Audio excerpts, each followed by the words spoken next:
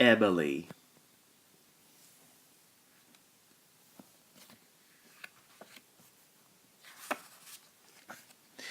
This story is about Emily who came to join the steam team on Sodor.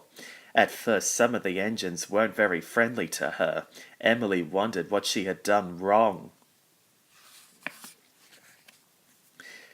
It was Emily's first day on the Fat Controller's railway. She was a beautiful engine with dark green paint and shiny brass fittings. "Meet Emily," the Fat Controller said to Thomas. "Beep, beep," whistled Thomas, and Emily smiled. "Are you ready to collect your coaches, Emily?" asked the Fat Controller. "Yes, sir," said Emily. Emily steamed away, but the only coaches she could find were Annie and Clarabelle. Emily's driver coupled them up behind her. Annie and Clarabelle were not happy. "Thomas won't like this," grumbled Clarabelle. Emily passed Edward and Percy further down the track. She whistled a friendly hello, but the engines both pulled angry faces. Just then, Thomas came puffing down the line. "Beep, beep. Hello, Thomas," Emily called. But when Thomas saw that Emily was pulling his coaches, he looked cross too. Emily chuffed away, feeling sad. She didn't know why all the engines were being so rude to her. The Fat Controller came to meet Thomas at Maythwaite Station. "I want you to collect some new coaches from the docks," he told Thomas. "Off you go." "New coaches?" thought Thomas. Thomas's wheels wobbled with worry. He thought the new coaches were for him. He didn't want new coaches. He wanted to keep Annie and Clarabelle. Later that day, Oliver met Emily in the yard. "What are you doing with Thomas's coaches?" Oliver shouted. Emily felt terrible. No wonder Thomas was cross, she thought. I must take Annie and Clarabelle back to him right away. Emily set off, but soon had to stop again. Oliver had broken down on the track crossing. Suddenly, Emily heard a clickety-clack on the track ahead. It was Thomas, and he was steaming straight towards Oliver. "Bust my buffers!" cried Emily. "Thomas will never stop in time."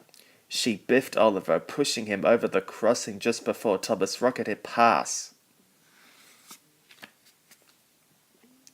Emily had saved Thomas and Oliver. "What a brave engine you are, Emily," the Fat Controller said proudly. "So here is a special surprise. Your very own coaches." "Thank you, sir," smiled Emily. "I'm sorry I took Annie and Clarabelle, Thomas." "And I'm sorry for being cross," said Thomas. Emily was happy. Now she had 2 new coaches and a new best friend. The next day, Emily's job was to take trucks of flour to the bakery, but the naughty trucks made Emily late. "If you are late again, you will do Black Loch Run instead of pulling the flour mill special," the Fat Controller boomed.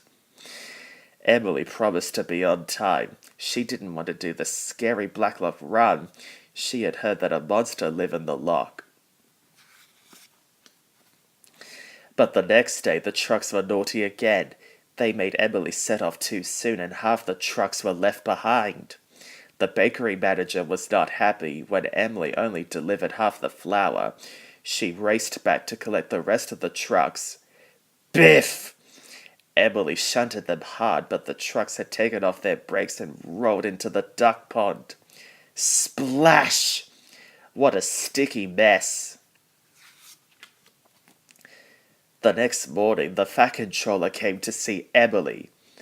"You are to take over the Black Loch Run," he told her. Thomas gasped and Emily frowned. What about the Black Loch monster? She puffed sadly to the station where lots of excited passengers were waiting. "I must be brave," said Emily, and soon she was steaming up hills and through valleys. At last, Emily reached the Black Loch. Her boiler bubbled as a strange shape splashed in the water. But it wasn't a monster. It was a family of friendly seals. Emily smiled a big smile. The next day, Thomas came to watch the seals too. Both engines agreed that the Black Loch run wasn't scary after all. Things aren't always what they seem, said Thomas wisely.